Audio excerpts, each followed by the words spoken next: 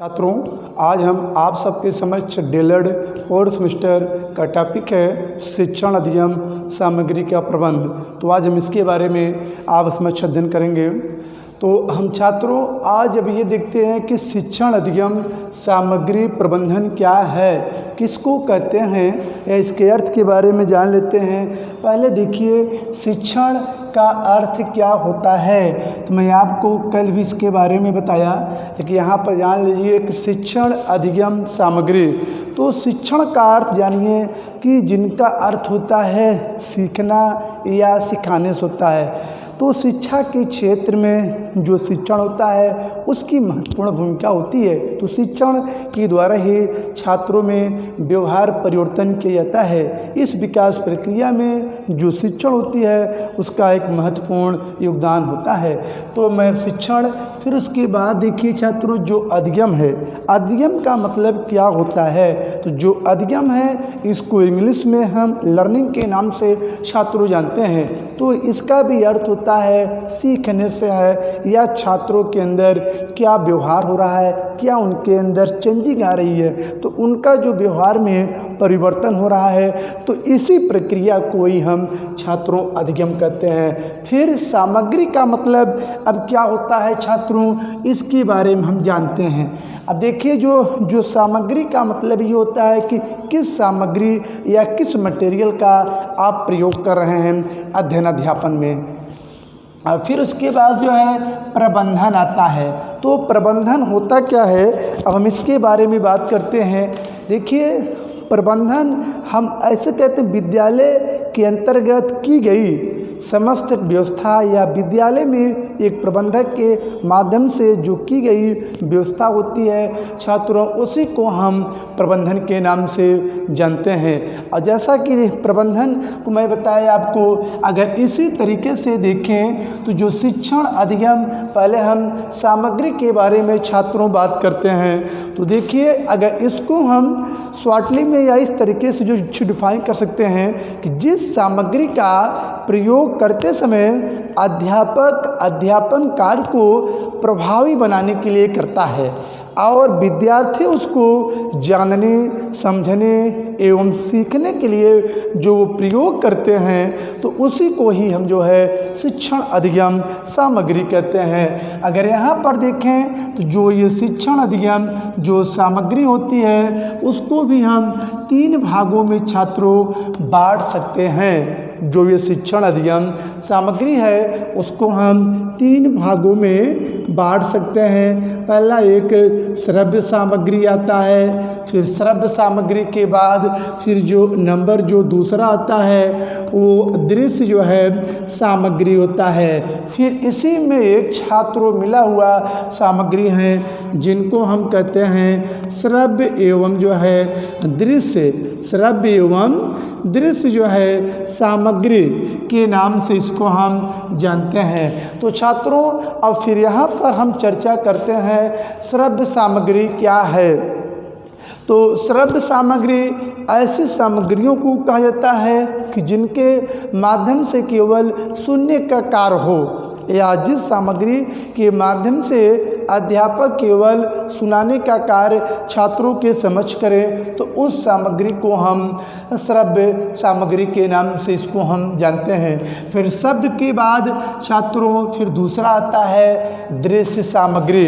तो जो दृश्य सामग्री है वो क्या होता है, अब इसके बारे में जान लेते हैं। तो दृश्य सामग्री ऐसी सामग्री को कहते हैं कि जो कि छात्रों के समक्ष उसको दिखाने का कार्य किया जाए, न कि सुनाने का कार्य इसके अंतर्गत किया जाता है। या तो ऐसे कह सकते हैं कि जिस सामग्री के माध्यम से अध्यापक छात्रों के समक्ष कुछ दिखाने का प्रयोग करते हैं, तो उसी को सामग्री को हम दृश्य सामग्री कहते हैं। अब देखें जैसे श्रव्य सामग्री में आता था, तो श्रव्य सामग्री में जैसे जो रेडियो आता था, तो जो रेडियो के माध्यम से कुछ सुनने का कार्य किया जाता था। फिर इसी में जैसे दृश्य सामग्री हो गया, तो जो दृश्य सामग्री है ऐसे सामग्री को कहते हैं कि जो केवल दिखाई देने का कार्य करे छात्रों।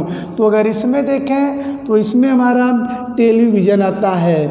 टेलीविज़न जो है ये दृश्य जो है सामग्री के अंतर्गत इसका प्रयोग किया जाता है। फिर इसके बाद फिर शिक्षण अधिगम सामग्री का जो नंबर 3 है बात, वो श्रव्य एवं दृश्य सामग्री का प्रबंधन। अब देखें तो जो श्रव्य एवं जो दृश्य सामग्री है उसको कहते हैं कि जिनके माध्यम से सुनने एवं देखने दोनों का कार्य किया जाए, या तो जिस सामग्री के माध्यम से अध्यापक छात्रों के समक्ष दिखाने एवं जो सुनने एवं जो दिखाने का कार्य करें तो उसी सामग्री को हम शिक्षण अधिगम सामग्री कहते हैं। अब बात आती है शिक्षण अधिगम सामग्री प्रबंधन के माध्यम से। प्रबंधन का माध्यम या प्रबंधन जिसके माध्यम से अध्यापक या विद्यालय में जो की गई व्यवस्था होती है ये प्रायः शिक्षण अधिगम सामग्री से संबंधित होती है। अगर देखें तो अब मैं इसके अर्थ के बारे में छात्रों आप लोग बता दिया। अब अर्थ के बाद इसके हम जो है क्या डिफिनेशन होते हैं, अब इसके जो डिफिनेशन पर हम चर्चा करते हैं। जैसे जो ये शिक्षण अधिगम जो है सामग्री या प्रबंधन है, अब इसके हम जो डिफिनेशन के संदर्भ में देखें तो इसमें यस की जो है दुबे की डिफिनेशन आती है छात्रों। फिर इसके बाद इसमें आते हैं शर्मा करके हैं एक लोग, इनकी भी जो है डिफिनेशन शिक्षण अधिगम सामग्री के प्रबंधन में अत्यंत ही महत्वपूर्ण होती है। अब हम इसके बारे में बात करते हैं कि जो यस के दुबे हैं इन्होंने शिक्षण अधिगम सामग्री का जो प्रबंधन है इसको किस तरीके से डिफाइन किया है। तो शिक्षण अधिगम जो सामग्री के प्रबंधन से मेरा अभिप्राय या तो ऐसे कह सकते हैं कि जो शिक्षण अधिगम सामग्री के अंतर्गत वे सभी प्रबंधन आते हैं जो कि विद्यालय के रख रखाव या जो निर्माण में प्रयोग होने का कार्य इसके अंतर्गत किया जाता है। या तो ऐसे कह सकते हैं कि शिक्षण अधिगम सामग्री के प्रबंधन के अंतर्गत वो सभी प्रबंधन आते हैं जिसमें निर्माण, उपयोग, रख रखाव की जो साधन होते हैं उन पर प्रायः विचार किया जाता है। तो जो यस के दुबे हैं उन्होंने क्या बताया छात्रों, उन्होंने यही बताया है कि जो शिक्षण अधिगम सामग्री का प्रबंधन उसे कहा जाता है जिसमें निर्माण, रख रखाव आदि के संदर्भ में प्रायः विचार किया जाता है। तो मैं यस के दुबे के बारे में बताया। फिर यस के दुबे के बाद छात्रों आता है शर्मा की डिफिनेशन आती है। तो जो शर्मा है अब उनके अनुसार जो डिफिनेशन देख लेते हैं। उन्होंने ये कहा है कि जो शिक्षण अधिगम सामग्री के प्रबंधन का आशय शिक्षण अधिगम प्रक्रिया में प्रयोग की जाने वाली जो सामग्री होता है उनके सर्वोत्तम प्रयोग से होता है।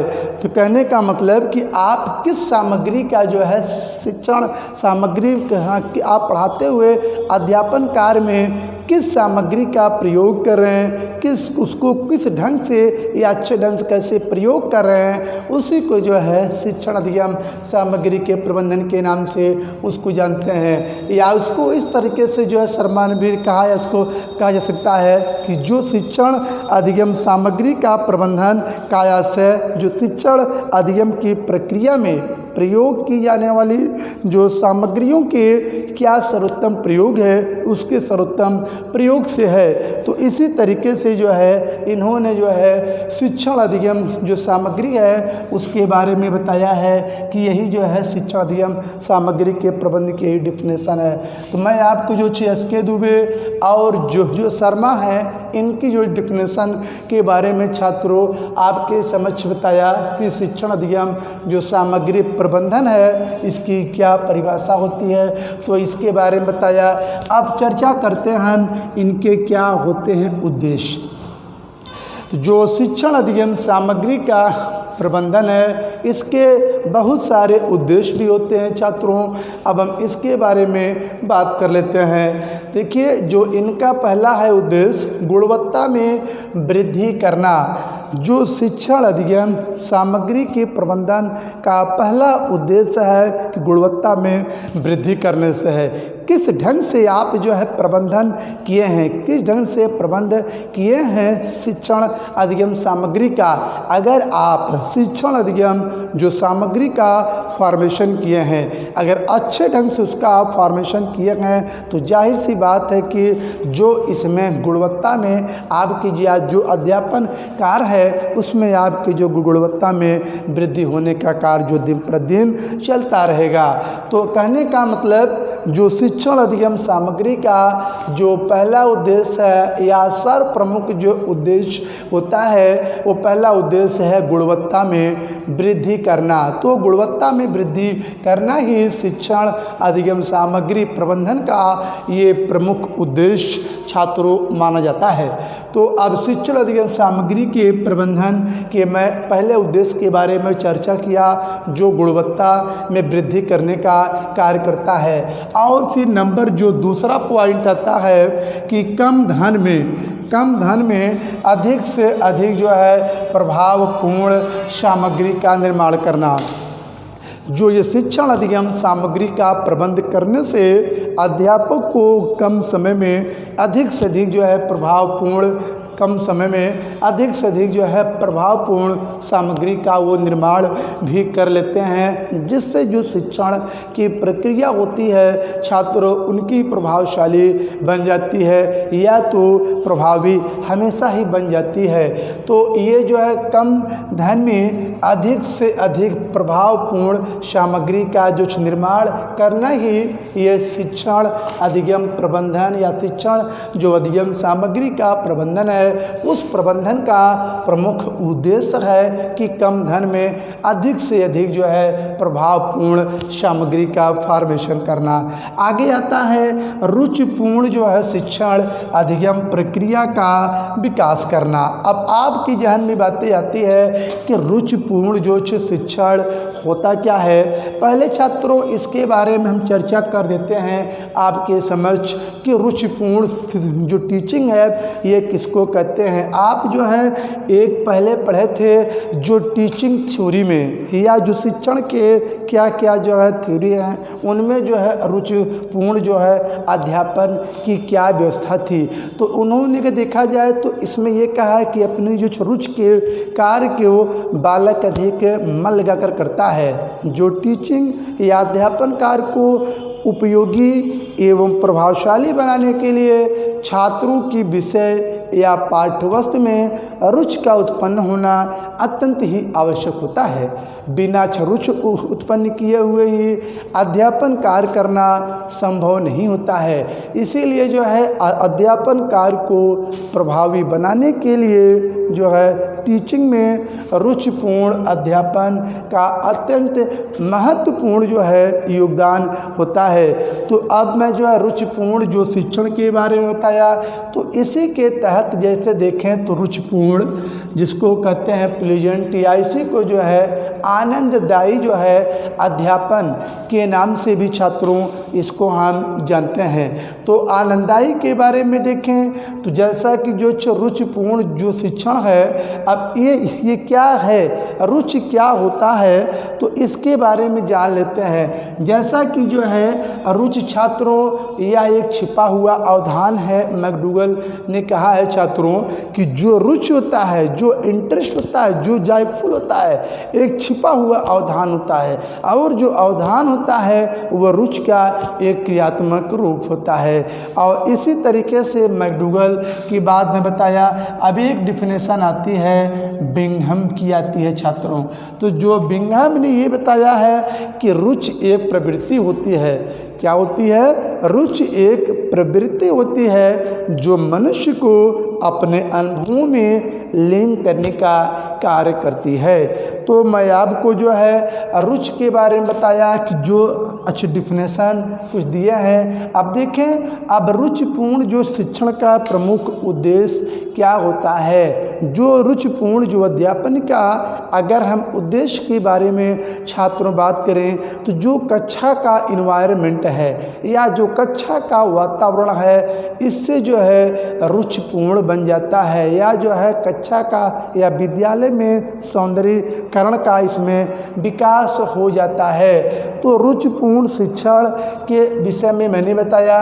अब इसी के माध्यम से रुचिपूर्ण जो शिक्षण है, इसी के माध्यम से जो हमारी अध्ययन की प्रक्रिया है, जो हमारी सीखने की प्रक्रिया है, उसका भी विकासकार होना उसका भी जो है विकासकार होना संभव होता है। अब देखें तो अध्ययन की प्रक्रिया में देखें तो कई प्रक्रियाएं छात्रों इसमें आती है, जैसे जो लर्निंग या तो जो सीखना स्वदेशपूर्ण प्रक्रिया, सीखना जो जीवन पर्यंत चलने वाली प्रक्रिया, जो लर्निंग है या तो जो सीखना है वो विकासात्मक प्रक्रिया होती है। तो कहने का मतलब यही जो है सीखने की प्रक्रिया है। लेकिन यहाँ पर जो है टीएलएम जो शिक्षण अध्ययन सामग्री है, जब उसका प्रबंध एक विद्यालय विशेष के अंतर्गत कर दिया जाता है तो इसी के माध्यम से या इसका जो प्रमुख उद्देश्य होता है रुचिपूर्ण जो टीचिंग है या अध्यापन है, उससे अध्ययन प्रक्रिया का विकासकार करना छात्रों संभव हो जाता है। तो ये हमारा जो है जो शिक्षण अध्ययन सामग्री का प्रबंधन है, इस प्रबंधन का प्रमुख जो उद्देश्य है रुचिपूर्ण शिक्षण अध्ययन प्रक्रिया का विकास करना। फिर अगला पॉइंट जो आता है छात्रों वो है सर्वोत्तम प्रयोग की विधियों को विकसित करना। तो जो शिक्षण अध्ययन सामग्री प्रबंधन या तो जिनको हम टीएलएम प्रबंधन के नाम से इसको हम छात्रों जानते हैं, तो जो ये टीएलएम प्रबंधन है अगर उसके बारे में देखें तो इसका या इसके प्रयोग से जो सर्वोत्तम या सुपर जो सबसे अच्छे प्रयोग की जो विधियां होती हैं उनको विकसित करने का कार्य किया जाता है। अब देखें जैसे कुछ विधियों के विषय में बता दें आपको, जैसे क्या क्या इनमें विधियां हो सकती हैं छात्रों। जैसे इसमें कुछ अगर हम विधियों के बारे में देखें तो इसमें कुछ विधियां होती हैं जो कि सर्वोत्तम प्रयोग की विधियां, जैसे मैं आपको कुछ जो है टीचिंग या जो शिक्षण के प्रविधियों के बारे में बताया, जैसे व्याख्यान हो गया और जो है व्याख्यान प्रविधि, और इसमें देखें तो पर्यटन प्रविधि, तो कुछ ऐसी प्रविधियाँ हैं। तो इन सब के माध्यम से या इन सभी के प्रयोगों की विधियों को विकसित करना जो है शिक्षण अध्ययन सामग्री प्रबंधन का ये प्रमुख उद्देश्य होता है। अब आपके जहन में बातें आती होगी कि जो सर्वोत्तम प्रयोग की विधि है उसमें जो है पर्यटन की क्या भूमिका होती है। देखिए छात्रों, जो पर्यटन होता है, जो शैक्षिक भ्रमण होता है, वो विद्यालय विशेष में इसका एक महत्वपूर्ण स्थान होता है, क्योंकि विद्यालय के अंतर्गत जब छात्रों को एक स्थान से कहीं दूसरे जगह जब घूमने के लिए लेकर जाया जाता है तो अगर देखें तो उसी प्रक्रिया को ही हम भ्रमण कहते हैं। अगर भ्रमण के विषय में देखें तो सर्वप्रथम इस शब्द का प्रयोग प्रोफेसर रन ने किया था। किसने किया छात्रों? प्रोफेसर रन ने किया। अगर इसी का हम प्रयोग करके अध्यापन का कार्य करेंगे तो जाहिर सी बात है कि इसके अंतर्गत जो टीएलएम का प्रबंधन होगा वो अच्छे ढंग से बन पाएगा।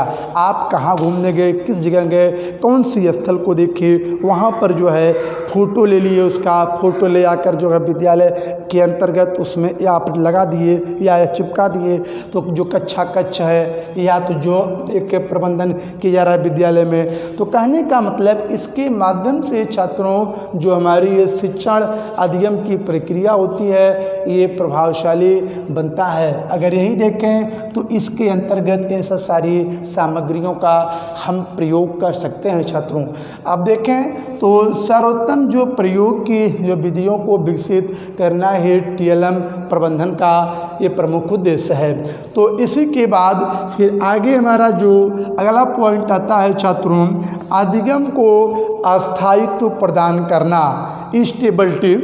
तो अधिगम क्या होते हैं, अगर इसके बारे में देखें तो जो हमारा टीएलएम प्रबंधन का उद्देश्य है, इसके माध्यम से जो हमारी सीखने की जो प्रक्रिया होती है उसमें स्थायित्व मिल जाता है या उसमें जो स्टेबिलिटी प्रदान किया जाता है। अब आपको क्या है अधिगम को स्थायित्व, जैसे अगर इसके बारे में देखें, आप किसी भी टॉपिक को बता रहे हैं, छात्रों को जो है समझाने का प्रयास कर रहे हैं, जब आप जो है टीएलएम प्रबंधन या शिक्षण अधिगम जो सामग्री है, इस सामग्री का प्रयोग करके अध्ययन अध्यापन को पढ़ाने का कार्य करेंगे, तो जाहिर सी बात है कि जो इसमें छात्र कुछ सीखेंगे उनमें उनके अंदर स्थायित्व यानी कुछ देर तक या हमें हमेशा के लिए जो है उनके अंदर जो टिके रहने या जो सीखने की प्रक्रिया हमेशा ही जो है स्थायित्व प्रदान करने का उनमें कार्य करती है, या तो छात्रों में हमेशा ही जो टिके रहने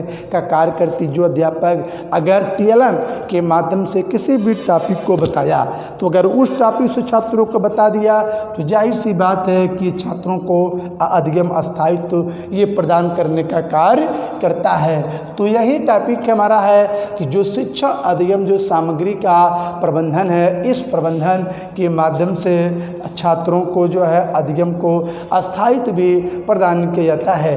अब देखें जो अगला हमारा पॉइंट आता है कि कम लागत, इसमें जो अगला पॉइंट है कि कम लागत में जो निर्मित करना।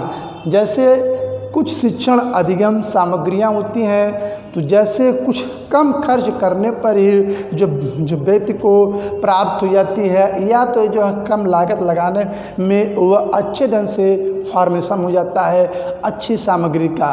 तो यहाँ पर हमारे जो टीएलएम प्रबंधन है, इस प्रबंधन के बारे में बात करें तो या इस जो प्रबंधन का जो प्रमुख उद्देश्य होता है कि कम लागत में कुछ सामग्रियों को निर्मित करना, या कम लागत में जो निर्मित होने वाली जो सामग्री है उनका भी प्रमुख उद्देश्य होता है, या जो टीएलएम प्रबंधन का प्रमुख उद्देश्य है कि कम लागत में अच्छी से अच्छी जो है सामग्री का फॉर्मेशन किया जाए।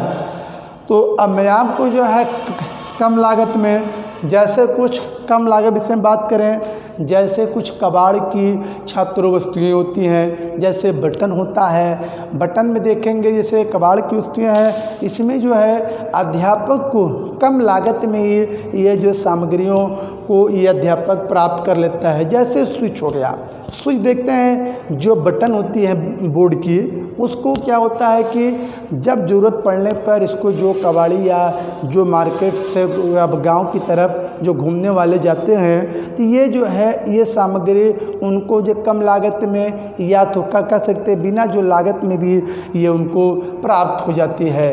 तो जो है कम लागत में निर्मित करना। फिर अगली जो पॉइंट हमारी आती है, विद्यालय में उपलब्ध जो है संसाधनों, विद्यालय में उपलब्ध संसाधनों और प्राकृतिक वस्तुओं का जो है शिक्षण अधिगम सामग्री के रूप में प्रयोग करना। जो हमारा शिक्षण अधिगम सामग्री का प्रबंधन है, इसका प्रमुख उद्देश्य है कि विद्यालय में जो उपलब्ध संसाधन, आपको मैं जो है रिसोर्स के बारे में छात्रों बताया, या तो जो संसाधन के बारे में बताया, यही जो संसाधन होते हैं क्या होते हैं। अगर इसके संसाधन के बारे में बताएं तो इसके जो संसाधन का मतलब उचित रूप से जो है साधन का एक मुख्य जो है क्या होता है आयाम, या इसके साधन क्या होते हैं। जैसे देखें जो संसाधन में इसमें होते हैं मानवीय संसाधन। अगर इसके जो है रिसोर्स के बारे में छात्रों बात करें तो इनमें जो रिसोर्स आता है तो इसमें मानवीय जो है संसाधन पहला हो गया, और एक आते हैं प्राकृतिक संसाधन, या तो एक भौतिकी संसाधन के नाम से उसको हम जानते हैं। देखिए जो मानवीय जो है संसाधन किसको कहते हैं, ऐसे जो संसाधन को कहा जाता है कि जो केवल मानव द्वारा ही निर्मित हो, तो उसी को हम मानवीय संसाधन के नाम से जानते हैं। और कुछ संसाधन ऐसे होते हैं जो प्रकृति के रूप से या प्रकृति के रूप में ये प्रायः बनाई गई जो है साधन या संसाधन होते हैं, तो उसी को हम जो है प्राकृतिक संसाधन कहते हैं। उनमें भी कुछ वस्तुएं होती हैं प्राकृतिक वस्तुएं। जैसे प्राकृतिक वस्तुओं के बारे में देखें, जैसे कुछ प्रकृति के द्वारा प्रायः जो वस्तुएं एक विद्यालय में दी जाती है, तो उसी को हम कहते हैं प्राकृतिक वस्तुएं कहते हैं।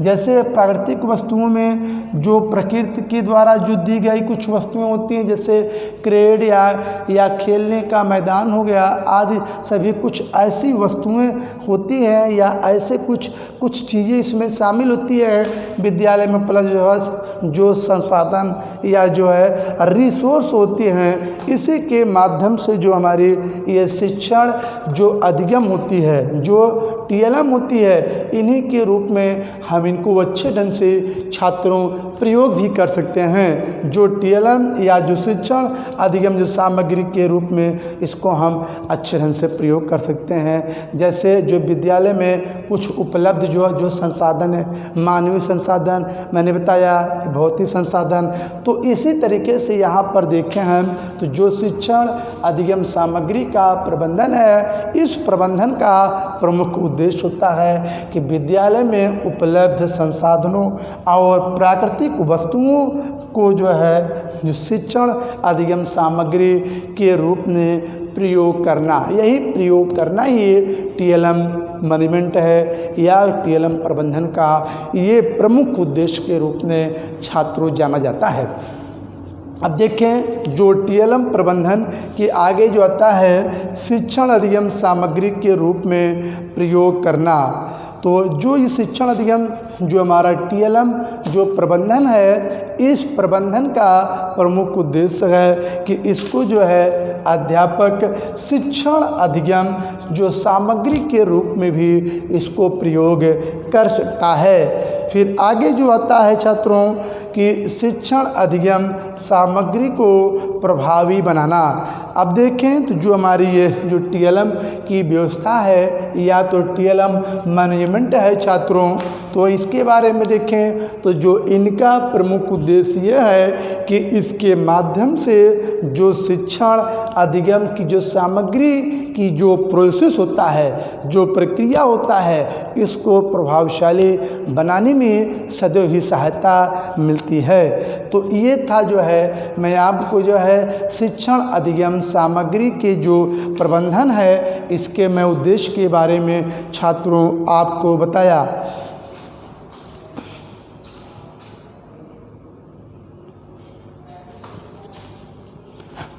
जो शिक्षण अधिगम सामग्री के मैं प्रबंधन के बारे में अभी तक छात्रों आपके समक्ष मैं इनके क्या होते हैं उद्देश्य, इनके उद्देश्य के बारे में आप लोगों को बताया। फिर इन्हीं उद्देश्य के बाद फिर आता है प्रोसेस या इनकी प्रक्रिया क्या होती है। जैसे जो शिक्षण अधिगम सामग्री का प्रबंधन जब प्रबंधक विद्यालय के अंतर्गत करता है, तो वो कुछ प्रोसेस या कुछ प्रक्रिया के तहत रहकर किसी भी कार्य को वो संपादित करने का छात्रों प्रयास करता है। अब देखें जैसे इसमें आता है पहले जो इसकी प्रोसेस चलती है या तो जो शिक्षण अधिगम सामग्री का जो प्रबंधन है, अगर इसके प्रबंधन के बारे में देखें छात्रों, इसमें आता है क्रय की गई शिक्षण अधिगम सामग्री का प्रबंधन। अब जैसे शिक्षण अधिगम जो सामग्री का प्रबंधन में जो पहला प्रोसेस है क्रय की गई या तो जो खरीदी गई कुछ जो है शिक्षण अधिगम जो सामग्री होती है, उसका आप अध्यापन कार्य में किस ढंग से प्रयोग कर रहे हैं, इनका आप जो अध्यापन कार्य में प्रयोग कर रहे हैं या सीखने में या तो जो सीखने की सामग्री के रूप में या आप प्रयोग कर रहे हैं या प्रबंध कर रहे हैं, ये उसकी प्रक्रिया के रूप में छात्रों सदैव जानी जाती है। जो कि शिक्षण अधिगम सामग्री की ये प्रोसेस है, जो कि अगर इनके प्रोसेस में देखा जाए, पहला प्रोसेस है कि क्रय की गई या तो खरीदी गई जो है शिक्षण अधिगम सामग्री का अगर प्रबंध करके अगर जो कोई अध्यापक अध्यापन कार्य करेगा तो जाहिर सी बात है कि जो उसकी अध्यापन की प्रक्रिया होती है छात्रों उसकी प्रभावशाली बन जाती है। और फिर अब इसी के बाद देखें तो जो कि ये शिक्षण अधिगम सामग्री का जो प्रबंधन है इसको भी जो है प्रक्रिया को हम कई भागों में बांट सकते हैं, जैसे क्रय की गई शिक्षण अधिगम सामग्री का प्रबंधन। फिर जो नंबर 2 पॉइंट आता है कि स्वनिर्मित जो है शिक्षण अधिगम सामग्री का प्रबंधन। अब देखें इसके बारे में जान लेते हैं। कुछ अधिगम सामग्रियां ऐसी होती हैं कि जिन्हें अध्यापक अपने आप बनाकर पढ़ाने का कार्य करता है या खुद ही जो है निर्मित करता है, या फिर जब फॉर्मेशन कर लेता है फिर उसके बाद जो है इसको इसी के माध्यम से जो है अपने अध्यापन कार्य में उस सामग्री का प्रयोग करता है। तो इसका कहने का मतलब छात्र यह है कि इसमें अध्यापक खुद ही जो है फॉर्मेशन करते हैं, फिर फॉर्मेशन करके जो है अपने जो है शिक्षण अधिगम सामग्री का कैसे प्रबंध करना है, कैसे उनमें इसकी व्यवस्था करना है, उसका वो फॉर्मेशन या उसका वो जो निर्माण करने का कार्य करते हैं। अब इसके बाद देखें तो मैं आपको जो है स्वनिर्मित जो है शिक्षण अधिगम सामग्री के प्रबंध के बारे में छात्रों बात किया। फिर अब इसी क्रम में देखें इनकी जो प्रोसेस है, जो शिक्षण अधिगम सामग्री की जो प्रबंधन है इसके हम अगर प्रक्रिया के बारे में बात करें छात्रों तो इसमें जो थर्ड प्रोसेस आती है पर्यावरणीय जो शिक्षण अधिगम सामग्री का प्रबंध है। अब देखें कुछ जो है शिक्षण अधिगम सामग्रियां ऐसी भी होती हैं कि जो कि एक इन्वायरमेंट से संबंधित होती है, या तो कुछ पर्यावरण विशेष से या वातावरण विशेष से ये संबंधित होती है। अब इसके बारे में जान लेते हैं। जैसे पर्यावरणीय जो है शिक्षण अधिगम सामग्री के प्रबंध से एक वातावरण का कैसे फॉर्मेशन किया जा सके या किया जाए, इस सामग्री का जब उचित तरीके से अध्यापक अध्यापन कार्य में प्रयोग करता है तो उसके पर्यावरणीय ज्ञान में या छात्रों के पर्यावरण के बारे में उनको जानकारी मिलती है, या वातावरण के बारे में छात्रों को भी जो है जानकारी मिलती है। अब इनके हम यूजेज क्या इनके उपाय हैं छात्रों, अब इनके हम उपाय के बारे में अध्ययन करते हैं। जो ये शिक्षण अधिगम सामग्री का प्रबंध है छात्रों, इनके भी कुछ यूजेज होते हैं या कुछ इनके जो है उपाय भी होते हैं। अब हम इनके उपाय के बारे में अध्ययन कर लेते हैं। जैसे इनके उपाय में देखें तो विद्यालय प्रांगण का आकार, जैसे पर्यावरणीय जो है जो शिक्षण अधिगम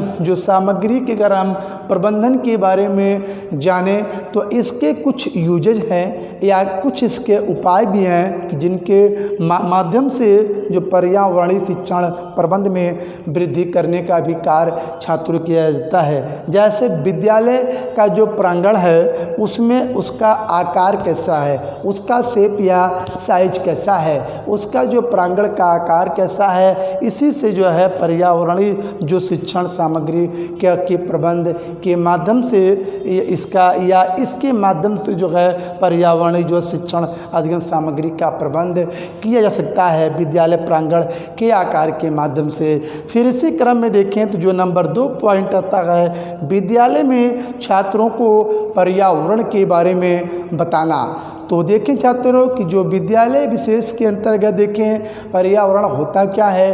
अगर विद्यालय के अंतर्गत देखें तो पर्यावरण का एक अत्यंत ही महत्वपूर्ण स्थान होता है। विद्यालय जहाँ पर अवस्थित हो या विद्यालय का जहाँ पर एक अच्छा स्थान या जहाँ पर विद्यालय बना हो एक अच्छे स्थान पर इसका जो है उपस्थित होना अत्यंत ही आवश्यक है। फिर इनका जो है अगर देखें पर्यावरण या फिर इनके आसपास का जो वातावरण हो छात्रों वो भी बिल्कुल अच्छा हो, जिसमें छात्र जो है अच्छे माहौल में ढलें और वो छात्र उस विद्यालय से पढ़ने के बाद वो आगे की ओर बढ़ सकें।